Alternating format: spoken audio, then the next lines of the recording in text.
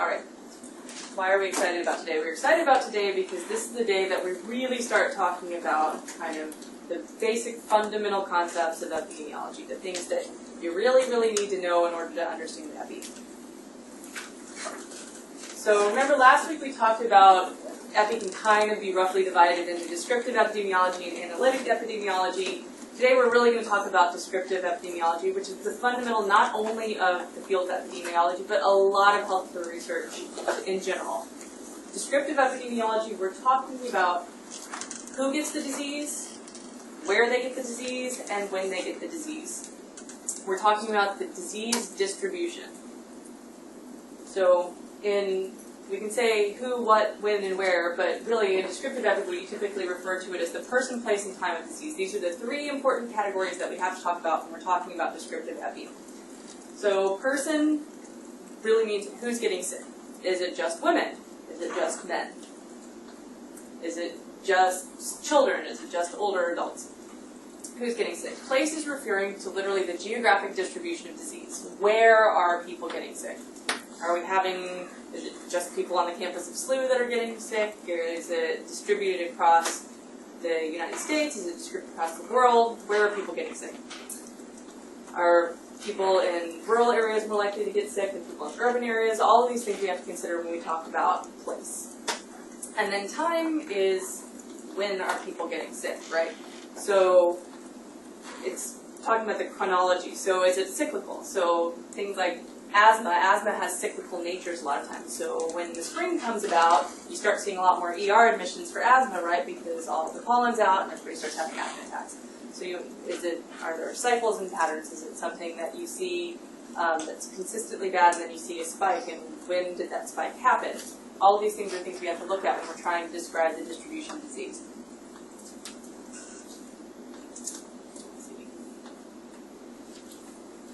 So when we're talking about person, these are the things that I mentioned, but this is not an absolutely totally inclusive category here, but these are some of the characteristics that we look at when we're trying to describe the person aspect of descriptive epidemiology. This is why when you look at the CDC website, if you look at the breakdown of colon cancer within the United States, you see that they give you little graphs broken down by age. They see that they give you things reported by gender. All of this stuff is really describing who is getting sick.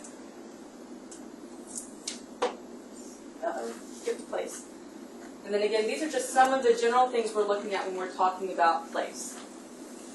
We want to know which areas have the lowest concentration of disease, which areas have the highest concentration of the disease that we're interested in.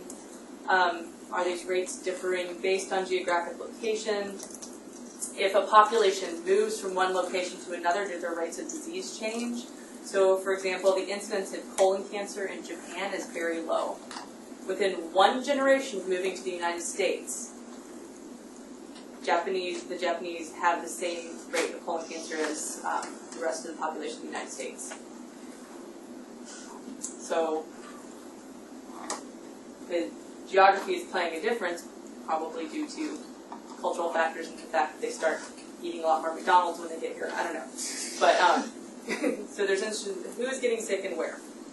And then finally, skipping over time. So are the disease rates changing over time? So we can look at it in terms of infectious disease epi, where we're looking at small epidemics or outbreaks and when are those occurring. But we can also look at it long term. So the incidence of diabetes has been steadily increasing for the past 20, 30 years, something like that. And so we can look at the long-term trends in incidence and prevalence. We can look at cyclical trends like I talked about with asthma. We can look at age, period, cohort effects, birth cohort effects. So interesting, I don't know if any of you have heard the new CDC recommendations on hepatitis C screenings. If you listen to NPR, it's been all over NPR and various other places. But basically the new guidelines are that anyone that's in the baby boomer cohort is recommended that they be screened for hepatitis C because people within the baby boomer cohort are 3 times more likely than the rest of the population to have hepatitis C and not know it.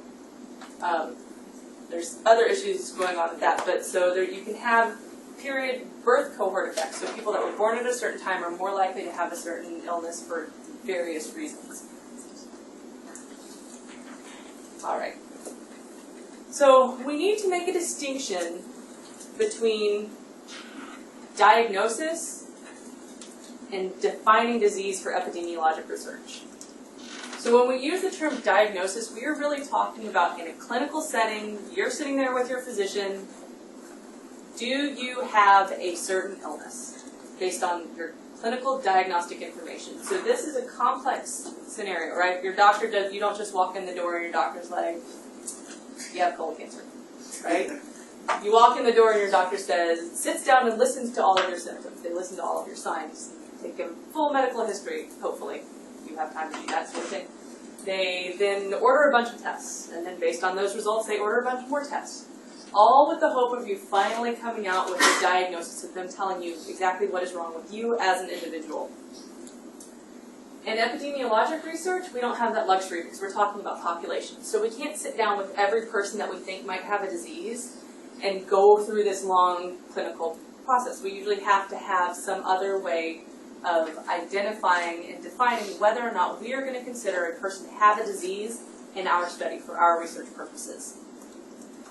So when we're talking about defining a case for epidemiologic purposes, we really want it to be a simple definition, the most simplistic definition that covers the people that we want to cover. And we're going to talk in more depth about case definitions. You want it to be easy to measure, so you want to be able to quickly and easily identify the people that meet your case definition.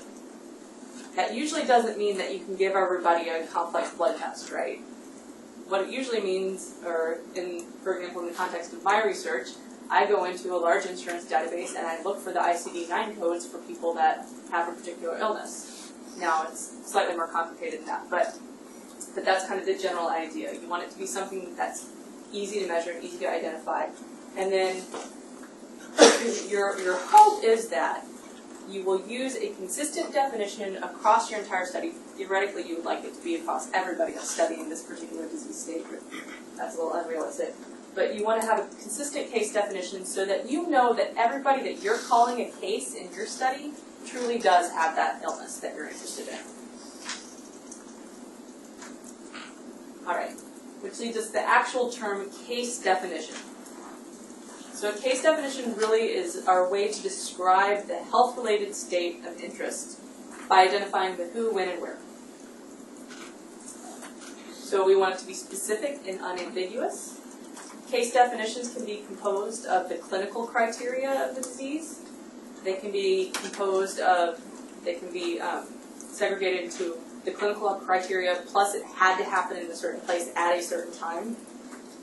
The more specific you can be in your case definition, the better. The more likely you are to include the people in your study that you want to include and exclude the people that don't belong there. So, for example, the National Center for Health Statistics has a case definition for current adolescent alcohol use. So, the National Health and Nutrition Examination Survey, NHANES, is a nationwide survey that they sample people from across the population in the United States. They do this every year. And this is where the NHANES study is really where we get the rates of disease that are reported on.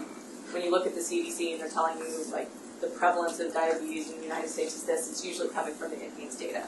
So what they do, they go out and they don't just survey people, they actually do long, complex medical tests on all these people that end up in the sample. But in order to determine and report this information, they have to decide on case definitions for certain things. So, they have created a case definition for current adolescent alcohol use. And that case definition is adolescents aged 12 to 17 years who had at least one drink of alcohol in the past 30 days. So we have the person aspect, aged 12 to 17, the places in the United States. And then at least one drink of alcohol in the past 30 days. So that's the when, that's the time.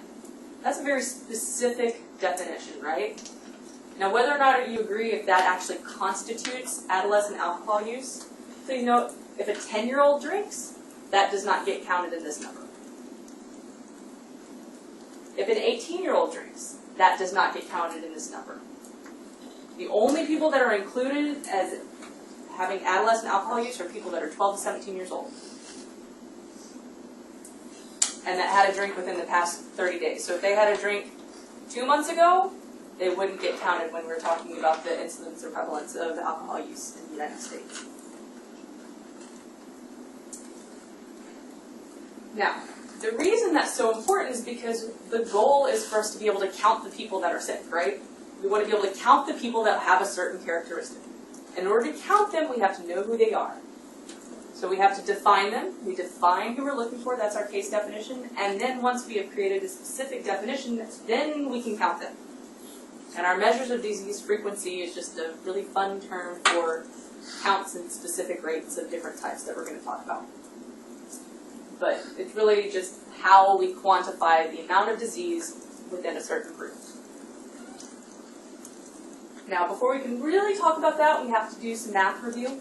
There's not a lot of math in this class, but in order to remember and to understand the concepts of measured disease frequency, we have to remember that a ratio is the division of one number by another number. Right? Everybody, that sounds familiar, vaguely familiar from like 3rd grade or something. A proportion is a type of ratio, but a proportion is where the numerator is actually a subset of the denominator. We frequently express a proportion as a percentage. And a rate is usually a proportion with time added in. So if it doesn't have some aspect of time, you cannot call it a rate. People will, but you should. So let's walk through what some of these. The count is simply the number of events, the number of things that happen, the number of people that are sick. So we have our case definition. We've decided that we have defined people with asthma as someone who walks into the ER, into the SLU ER, and has a previous diagnosis. I don't know, I'm making this up, and has a forced expiratory volume of whatever it's supposed to be. I shouldn't remember what it is, but anybody here have asthma and know what it is? Anyway, look, you're all healthy. Nobody has asthma. Great. Anyway, but so we've created our very specific case definition. And then we can say, when people walk in the ER, we can say, okay, we count them. If you meet this case definition, we throw you in the bucket of the count, and we say we've had 37 asthma admissions from the ER. That's just a count. We don't have any concept of time. We don't have any concept of out of how many people entered the ER. This is just the number of people. So the count doesn't really tell us a whole lot because it doesn't allow us to compare any information at all. The proportion, however, allows us to get a little more information. So now we're talking about the number of events that happen. Our count is the numerator divided by the population from which the events occurred. So our 3 asthma admissions divided by 300 patients that were admitted to the ER. So that's the proportion of patients in the ER that were admitted for asthma. Now we usually talk about proportions and percentages, right? So we could say 1%. Either way, however you report this, you can say if the proportion is 0.01, you can say the proportion is 1%. All of those are correct. They're just kind of standard things that people do. But mathematically, they're equivalent, right? But then that leads us to a rate. So now we want our count, the number of asthma admissions, divided by the number of patients that were admitted to the ER over some period of time. Because that's really what matters, right? We want to know how many, out of how many, out of how long.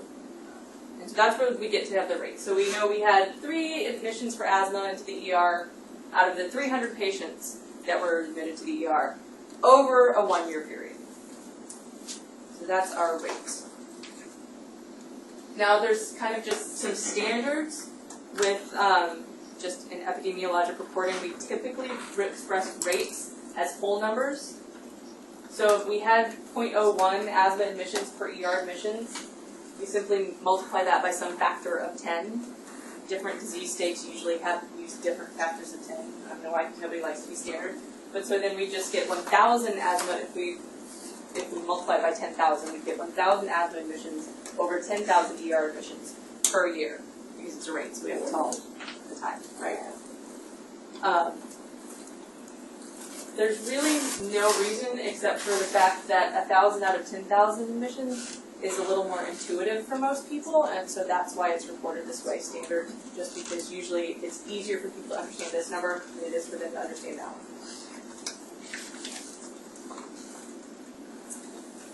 All right. Now, when we really want to talk about the person, place, and time, we have to talk about exactly who we're talking about. So we have to define our populations, right? Because we care about, our population is who we really care about. So populations. Populations can be fixed or they can be dynamic. A fixed population simply means that no one is entering or leaving the population over the period of time that you're interested in. So if our population is the students in this classroom, unless someone adds the class or drops the class, this is a fixed population. No one changes. The same people will be in the population from the start of the semester to the end of the semester. A dynamic population, the membership of the population changes. So if we're talking about, for example, the population of Missouri. The population of Missouri is a dynamic population. People move into the state, people move out of the state, people are born, people die. The population changes. It fluctuates across time, right?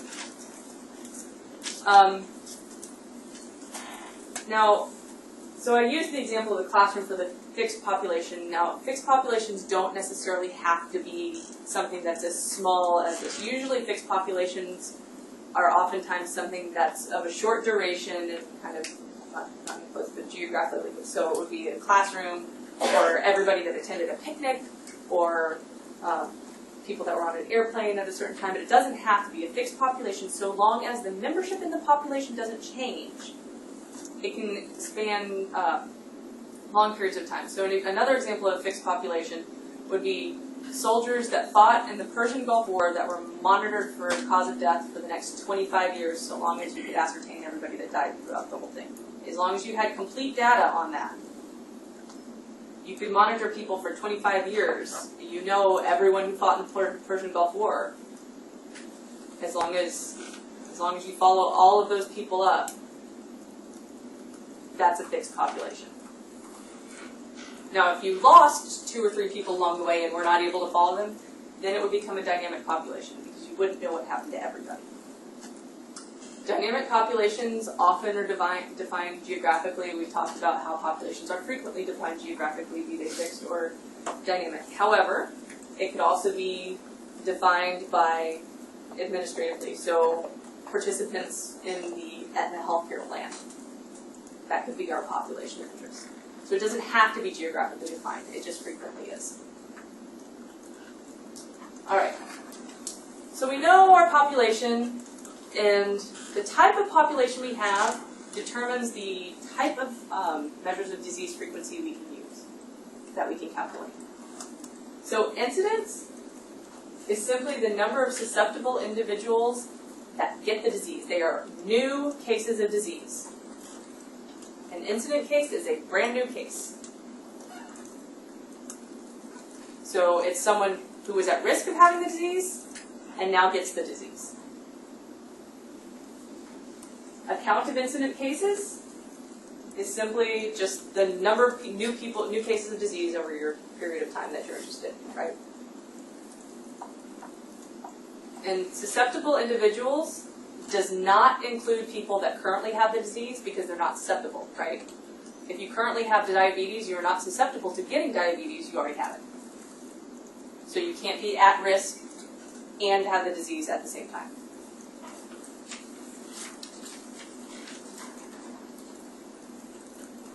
Cumulative incidence is the proportion of at-risk individuals in a closed population. So this is the important thing. So a fixed population, you cannot calculate directly cumulative incidence in a dynamic population. So it's the proportion of at-risk individuals in a closed population who become incident cases over a certain period of time.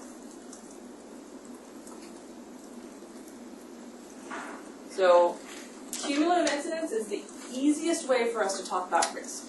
It's a direct measure of risk of disease. But you can only measure it directly if you're talking about a closed population. So if you have 40 people that went to a picnic and 15 people developed salmonella poisoning, you have 15 new cases of salmonella out of your 40 people in your defined population. So that's your cumulative incidence.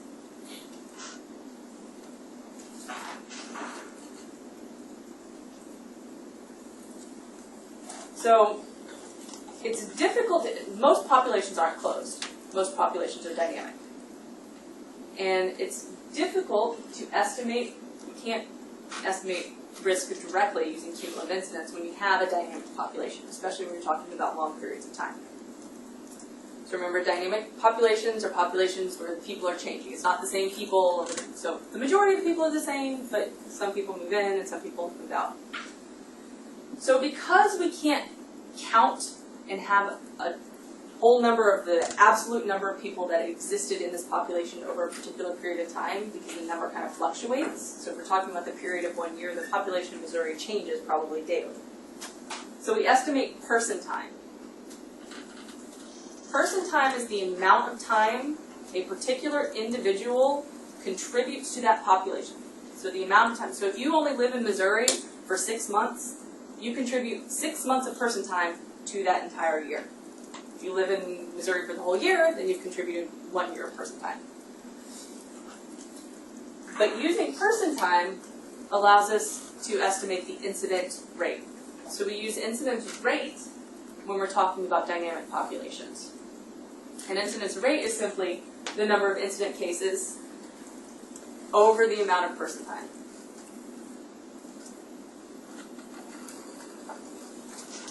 All right. So how do we compute person time? Like I said before, you count only the amount of time that a person actually spends in the population during your defined study period. So I'm not going to make you calculate person time in here. You don't have to do it. I just want you to just kind of, in general, see how it is. So, but the total person time for a study is the sum of each individual's time at risk. So, and remember, time at risk is time spent when you don't have the disease. So once you have the disease, you no longer contribute person time to the study. All right, so let's look at this. I think graphically it's a little bit easier to see. I'm missing an arrow. There should be an arrow right here. Sorry. So person A enters our population in January and leaves in December, or like is still disease-free in December, and we only have 1 year in our study period. So that person has contributed 1 year of person time. Person B starts in January, but in November they get the disease. So they contribute 3/4 of a year of person time. But maybe it's October. We can do a block. Person C starts in January, but in April they drop out of the study. We just lose track of them. But they only contribute 1/4 of a year of person time. And person D doesn't actually get into our study until April, but then they finish out the year. And person E doesn't start our study until September, and then they get the disease in December. So they contribute another 1/4 of a year. So we have 5 people that were in our population at some point in time, but we only have a total of 3 person years. Because each person only contributes time to the amount of time that they were actually included in that population. So incidence rate is simply the number of incident cases divided by the amount of person time. And then again, we usually report this, we multiply it by some factor of 10 so that we can report it in whole numbers. Now, incidence, like I keep saying, but I'm going to repeat it again because you have to remember that incident means new cases, because prevalence means existing cases. So at any point in time, you can count the number of people that are currently sick with a given disease, and that is your prevalence. Now, prevalence is a proportion, it is not a rate. Anybody want to guess why it is not a rate?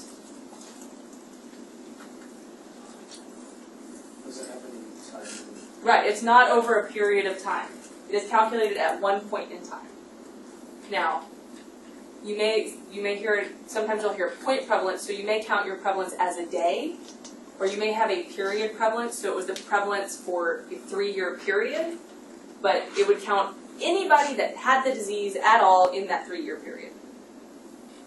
But because it's not a rate, it's not over 1 year, it's a point in time that we're counting the number of people that have the disease.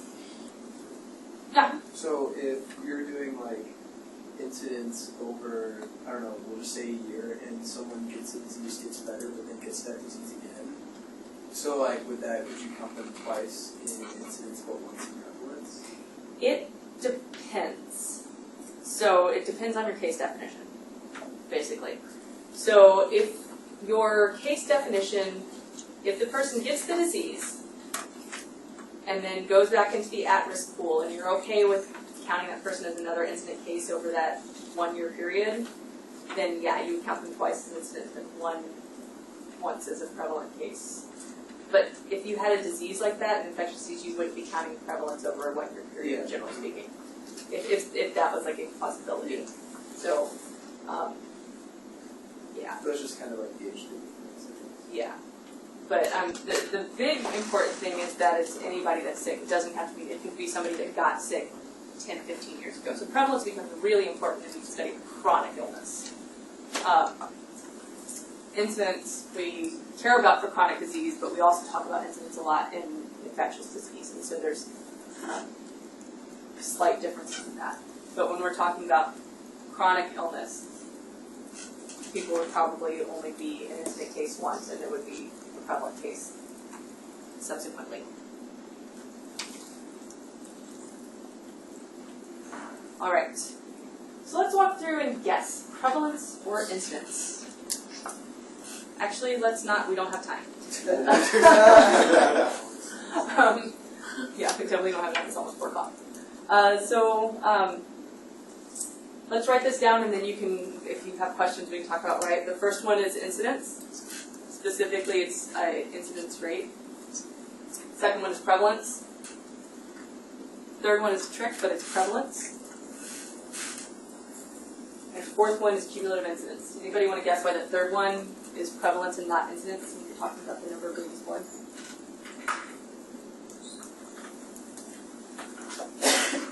Yeah.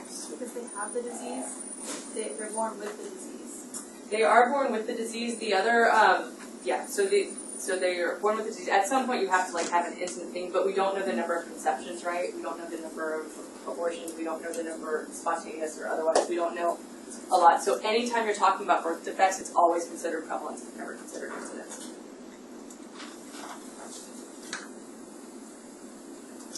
All right. Relationship between prevalence and incidence. Prevalence is equal to the incidence rate times the duration of disease. So a disease that has a low incidence can have a really high prevalence if people stay sick for a very long time, because you just essentially keep adding cases, right? So I heard somebody describe it as kind of like you have a big bucket and a drip of water is going into the hospital. So the drip can be very, very slow, but if the water never drains from the tub, you have a long duration of disease, eventually the tub fills up. And so you can have a high prevalence but a very low incidence. Now if you have a disease where the duration is really short, wait, I said that backwards, didn't I? Yes. You have a low incidence and a high prevalence. I'm sorry. I said that backwards. You guys know what I mean. But so if you have a short duration, you have a really low prevalence but a high incidence. So like the cold. A lot of people get sick, right? But they don't stay sick very long. So the overall, like at any given point in time, there's not a huge number of people that are sick, even though a lot of new cases keep coming about because people don't stay sick very long. All right. Let's just take 5 minutes, and here's what, and I'm going to come up with a plan of attack for completion of today. Let's take 5 minutes real quick, and then we'll come back and regroup. All right. So if you want to go all the way over to measures of comparison, we're going to start back up with measures of comparison. So we talked about incidence, we talked about prevalence. Incidence and prevalence are great, but they give us no real comparison between two groups, right? You can just say, oh, all of these people, new people got sick, and oh, all these people are sick. But what we really wanted to be able to do is make comparisons between subpopulations. Remember last week I was talking, I guess it was last week. I was talking about how the epidemiologist really gets excited when they talk about differences between subpopulations. And so we have to have some type of measure of comparison to be able to make these statements.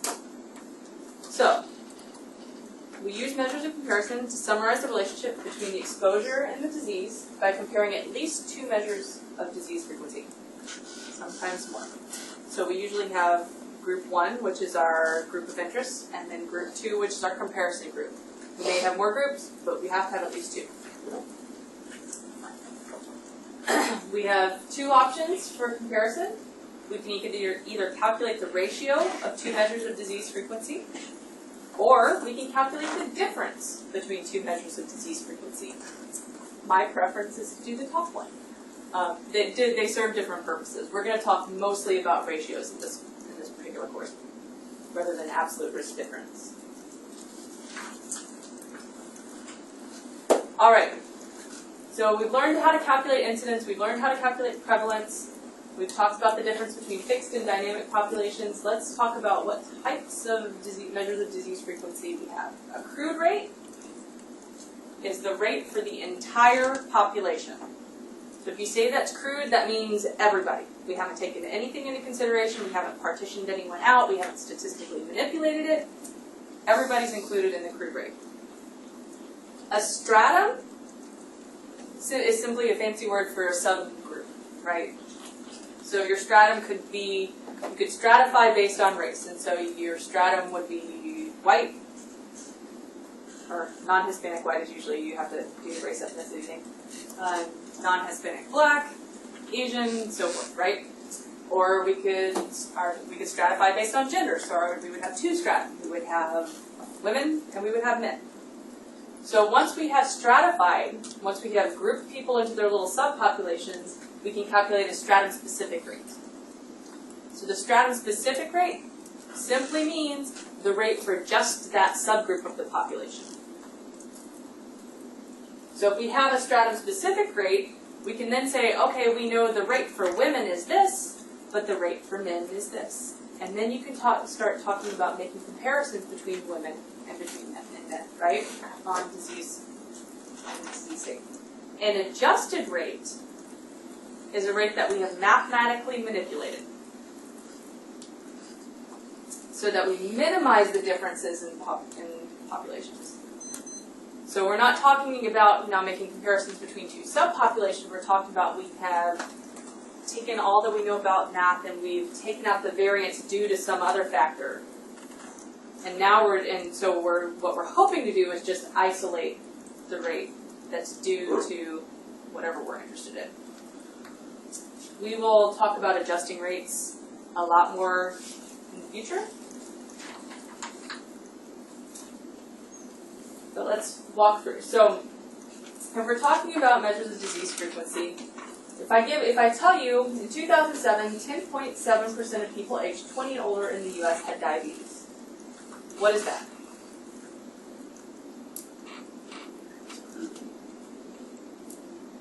It is a crude estimate of prevalence. So I guess maybe the rate was a little tricky. Yes, so it's prevalence. Prevalence is technically not a rate, but it is the crude estimate of prevalence because it's for everyone in the entire population at one point in time. So this doesn't tell us anything about how diabetes is distributed amongst age groups. It doesn't tell us anything about how it's distributed amongst gender. All it does is says out of the entire population of the United States, this is how many people have diabetes. But when we're talking about descriptive epidemiology, we want to know the patterns. We want to know the patterns based on person, place, and time, right? And so that first number, just the general overall crude prevalence, doesn't give us any information about person, place, and time. Well, it tells us about time, so it was in 2007. But it doesn't give us any information about the who or the where. So we can stratify. We can stratify based on any factor that you can imagine, so long as you have that information, right? To stratify, we just simply put people in their separate pots. Epidemiologists like to categorize. It's their favorite thing to do. They like to stick everybody in little check boxes. Put them in their little box and make them stay there. I am also a social worker, and social workers hate to stick people in little boxes, so it's really this very weird juxtaposition for me. But anyway, as an epidemiologist, we like to put people in boxes because it's very nice and neat. And so we can stratify. So if I want to create a stratum-specific prevalence, and I'm interested in stratifying by gender, I then just take all of the women in the population and throw them in the women box. And I take all of the men in the population and I throw them in the men box, and that is stratifying based on gender. I can now calculate the prevalence just in the women, right? So the denominator, when I'm calculating prevalence, is not everybody in the whole population. The denominator is just the total number of women. So I have the number of people who have diabetes, the number of women who have diabetes out of everybody that's a woman in our population in 2007, right?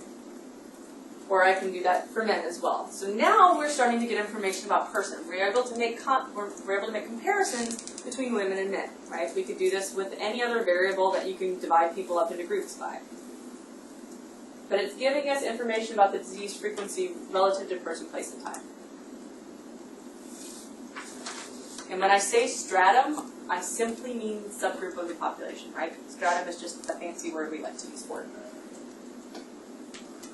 So here we have the prevalence of diagnosed and undiagnosed diabetes stratified by age. So we have taken age groups, and we've said we're going to look at the people that are 20 to 39, we're going to look at the people that are 40 to 59, and we're going to look at the people that are over 60. And you throw everybody in their particular bucket. And now that we have stratified, remember that it was a 10.7% prevalence in the United States. Well, now that we look at it, we say, oh my goodness, people that are old are much more likely to have diabetes, right, in our population. If you're over 60, 23% of the population in 2007 had diabetes. 23% of the over 60 population, excuse me. But only 2.6% of the population that's under 39, between 20 and 39, have it. This is a lot of really interesting information, right? So if we're trying to figure out where we're going to spend our money to try to prevent diabetes or to try to help people with diabetes from getting other problems that are associated with diabetes, we may want to spend our money on people that are 60 and older, right?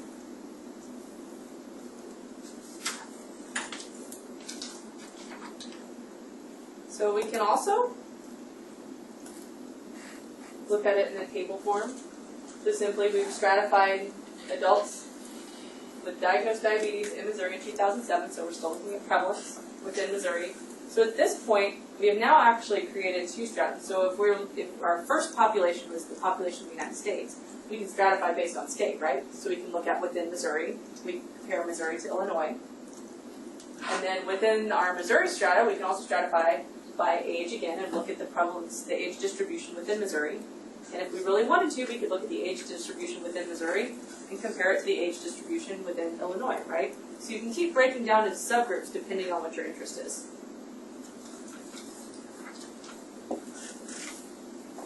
Now we're talking about place. Now we can look at the distribution of diabetes within Missouri geographically. Yes? If you were comparing like Missouri and Illinois, would you have to adjust the rates to be like a similar amount? Yes, but we're not there yet. We're 2 slides ahead. Yes, you do have to adjust. You have to make comparisons based on characteristics of the baseline population. I lost my thoughts. No, it's fine. It's a good question. It's an excellent question. So if we want to look at county level estimates, right? So now we're looking at the geographic distribution of the prevalence of diabetes within Missouri. So you can see there are certain counties, the Boot Heel, lots of people are sick down there. Now none of this tells us anything about why these distributions are, this is just telling us what's going on.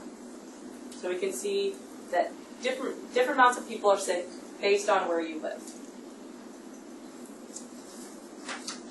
Then we can look at time. We can look at time trends of diabetes, right? So we can see over time, the prevalence of diabetes has been increasing. And it has not leveled off. This only goes to 2008, but it's still going like that. We got a lot of diabetes in the country. But this particular graph actually gives you a crude rate and an age-adjusted rate. We're going to talk about age adjustment in a second. But so this is out of the entire population of Missouri. It's not stratified by anything. It's not making any comparisons. It's just saying the little blue dot is the actual numbers, the number of people that had diabetes within Missouri at that particular point in time. All right. Now here's the deal. Why do we care? because we can identify people who are more likely to get sick. We can prioritize where we're going to spend our money. We can also learn something about the potential causes or risk factors for a disease based on how it's distributed within the population. So we saw when we were looking at the geographic distribution of diabetes, we saw that there were a lot of people in the Boot Hill. The prevalence of diabetes was a lot higher in Boot Hill than it was in like the St. Louis area. And then we can think about why might that be the case? Because that's really what we care about, right? Is why are these people sick? It's like, it's great to know that more people are sick there, but we want to know why. And so we can start to hypothesize why. Maybe more people are overweight there. Why are more people overweight? Maybe there is no place for them to get out and exercise, right? And we can come up with these hypotheses, and these are hypotheses that we come up with based on our descriptive epidemiology are then things that we can test so we can learn more about the causes and risk factors of disease. But we can't ever get to that part if we don't know how the disease is distributed within the population. All right. So how do we account for these differences? As I talked about earlier, we can compare stratum-specific rates, so we can stratify everybody and then we can make comparison between those groups. Or we can adjust our accrued rates. Now, remember when I said an adjusted rate, that means we're mathematically manipulating it so that we're taking out the effects of the third factor. We're essentially leveling the playing field so that the only thing that we see in the numbers is the factor that we're interested in. So, whether or not you use stratum-specific rates to make comparisons or you try to adjust your accrued rates depends on the goal of your research. If you really are interested in comparing men and women, you don't want to adjust for gender. You don't want to take gender out of the equation. You just want to know, are more women sick than men, right? Adjusting accrued rates, because we're mathematically manipulating them, the resulting rates are technically hypothetical. They don't represent the actual disease frequency, but they're more meaningful if you're trying to make comparisons between groups that are really, really different. Now, I was going to show you how we do that, but we're going to talk about this next week. We're going to talk about how you actually adjust and standardize rates next week because I want to get to the fun part. So, next week we will talk about all the mortality stuff. We will talk about direct and indirect standardization, which is the adjustment. And the good thing is that's the stuff that makes your brain hurt anyway, so you'll be nice and fresh when we start it. All right. So what we're going to do now is have something fun. All right.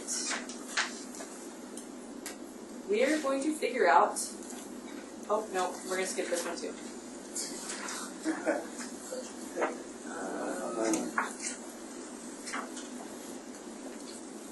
What I want you to go to slide 54. Yeah, go to slide 54. Oh, no, it's not 54, it's... I'm not sure what you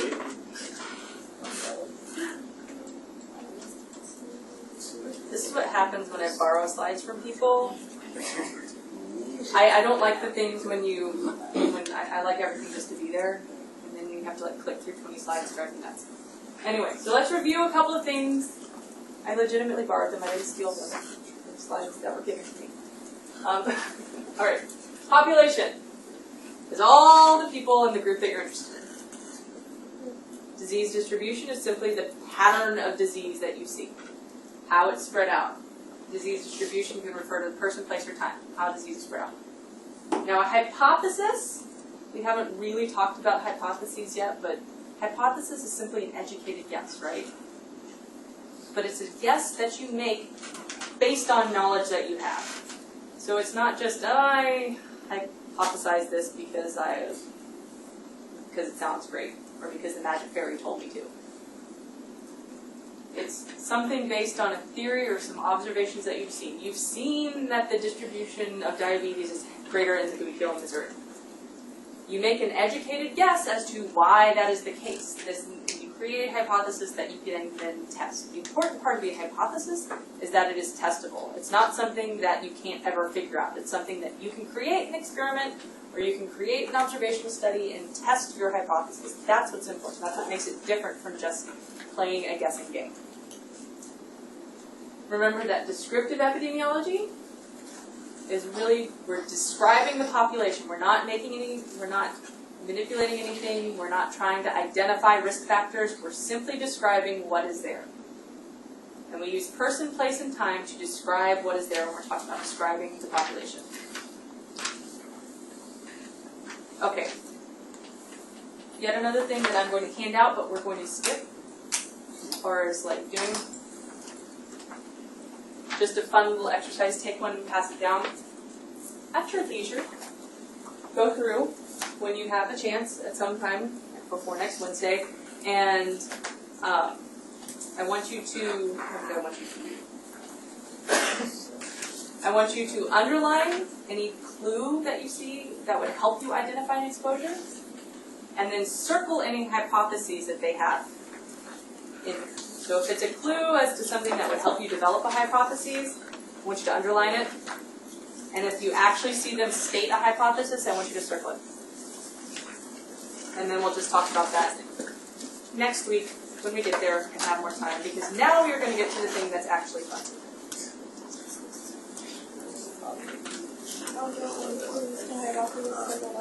All right.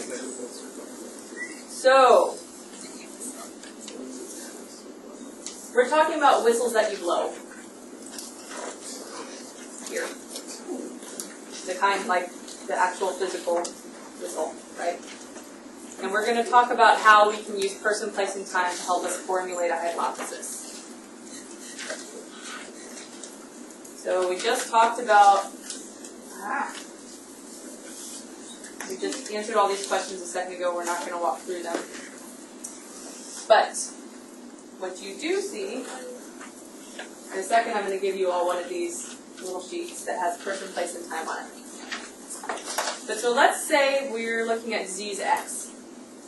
And hypothetically, we know that disease X is caused by whistles, as in whistles that you blow. Not as in I am whistling with my mouth, as in I am a lifeguard and have a whistle. So let's say we know for a fact that this disease is caused by whistles. Now we have to go, and we're working backwards. Let's think, if we have a disease that's caused by whistles, who would get sick from that disease? They can hear someone who blows a whistle. People that can hear? But people who blows whistles? Lifeguards? Who else? People that blow the whistles. People that blow a whistle. Contract this disease. Yes. People that hear the whistle. People that blow whistles contract this disease. So police, then. But I think there's also people like heroes just for protection, like being able to like signal someone, like. Right. So maybe women who are afraid of sexual assault. I don't know. Drum majors. Who else? Right. Referees. Coaches. People that have. This is our susceptible population, right? These are people that could get sick. We have to identify the person, the people that are susceptible to disease X. We know that whistles cause disease X. We have to identify the people that could be sick, right? Where are these people likely to be? Where is this exposure likely to happen? Where is whistle exposure likely to happen? At a pool? At a school, on a field? Seriously, was no one in band? Like, no one was in band? Okay, I'm sorry. I was drum major in my band for like 2 years, and I was awesome. And hence the fact that I keep pushing the drum major thing. Yes, that tells you probably more about me than you need to know. But but all these places are places where people might be exposed. Whistles are our risk factor here, right? They're exposure. They're the cause of this disease. This is a horrible disease that makes your face melt off. We need to know where these people could be getting it. When might this happen? soccer practice?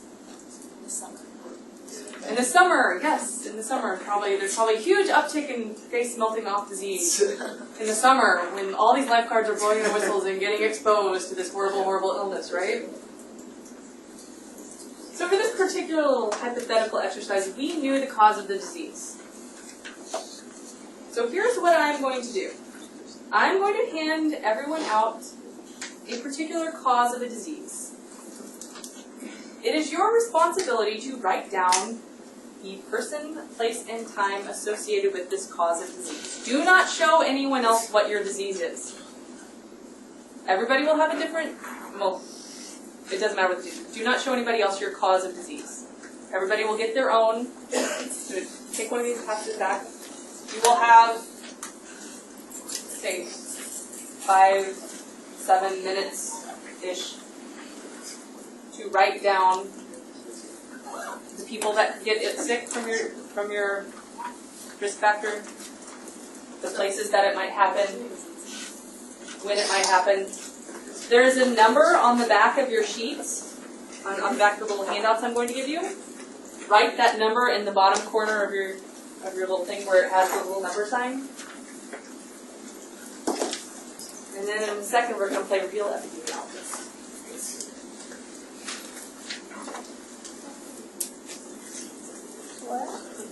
Make sure you do not show your friends. Your disease cause is a secret. So these codes are our disease. They're not the disease, they are the risk factor for the disease. It's all face melting off disease. Okay.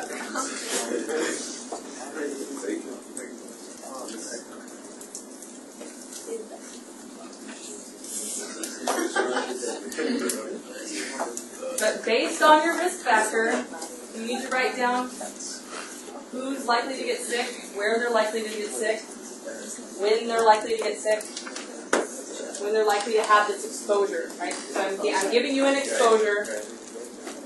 You need to identify the person, place, and time that goes along with your exposure.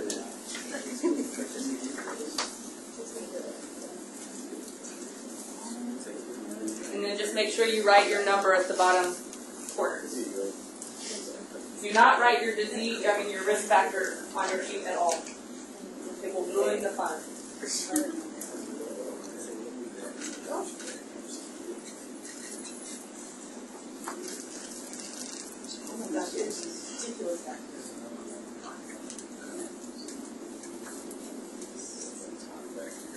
Yeah, it's much cooler up there than it is back here.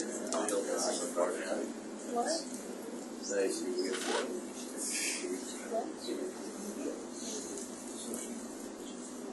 We're doing the same thing with this. That's totally comfortable.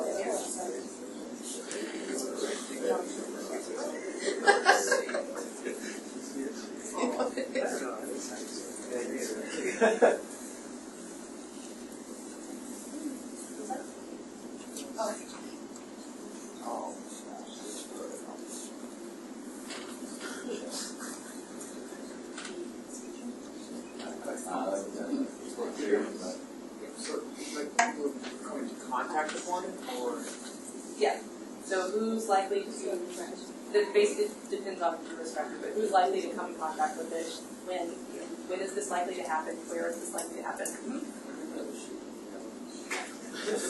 Did you write your thing on it?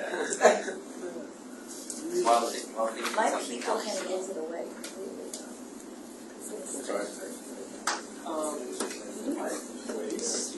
I think this would have one this way. Okay. Yeah, it explodes like it goes my.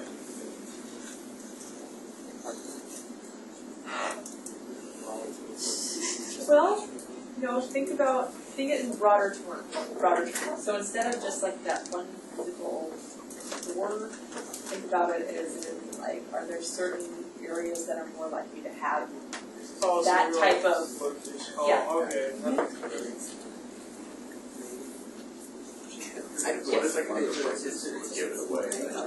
So instead of, let me move here, because that's, It's not, it's not very, it's not like a school, it's like actual.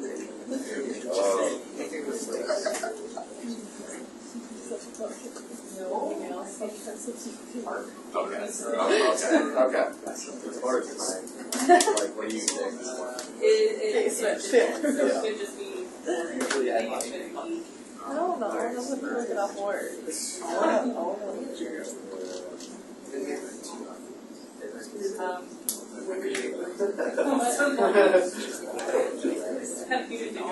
was good, that was a good. Maybe not that's a little bit stereotypical. No.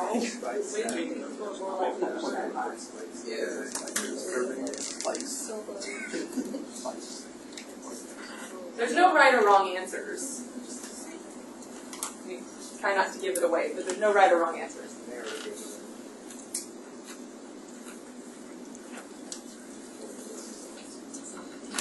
All right, now has everybody been able to come up with good person, place, and time? Yeah. All right. Does everybody have in their head exactly what their risk factor was? All right, then throw them back in here as long as you have them written down. You have your numbers now. I'm going to let you have that. What? You're not supposed to write them. You're not supposed to write You're not supposed to write that anywhere on your paper because we're going to trade papers in a second and you guys are going to play epidemiologists. Because when you're an epidemiologist, all you have is the person, place, and time. And then you have to go back and figure out what is the risk factor, right? So we've had this huge epidemic of face melting off disease. And we are part of the public health department and we do not know what is causing this disease. And we do not know what is associated with the disease. All we know is who is getting sick, where they were getting sick, and when they were getting sick. And we need to figure out what the risk factor for this disease was based on that information. So, after everybody has put their thing back in the bag, I want you to break up into groups of 5 again.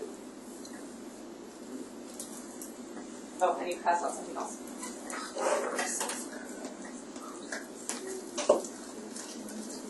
All right. I'm going to give you all little investigation sheets. So, you will write, everybody, you'll break up into groups of 5. Sit down in a circle, pass your paper to the right. Write the number of the paper that you now have, your new paper. Based on the person, place, and time information, come up with a hypothesis as to what you think that risk factor is. Then once everybody's done that, pass your paper to the right, do it again until you get your paper back. So pretty much a guessing, or not guessing. You should be making an educated guess. You are creating a hypothesis based on the information that you have. Right? You have the descriptive epidemiology. That is what the person, place, and time. You have the descriptive epi in front of you. You now have to create a hypothesis to determine what the risk factor is. Once you have done that, and you've been able to do everybody's paper, sit and discuss as a group and see if and just review other people's hypotheses. So don't comment on the one that was yours, but everybody, the other 4 people in the group, comment so everybody come up with, you can all discuss, did other people have hypotheses that were different from yours based on that information? And then after that you can, after everybody's talked about it, you come up with all the hypotheses, then you can go back and talk about who was right and who missed it. Okay? Take one and pass back. At that point, after you've done that, break up into groups of 5. Feel free to spread out. It would be really great if everybody could have this done by 10 till 5. Hopefully it won't take that long, but I haven't done this particular exercise before, so I don't actually know how long it's going to take. Yeah. But so, break up into your groups, try to keep them as close to 5 as possible, so if there's a group with 7, somebody needs to leave and go find another group. Come back at 10 to 5. Yeah, these stop. Yeah. Okay, I'll take this one. No one's completely easy.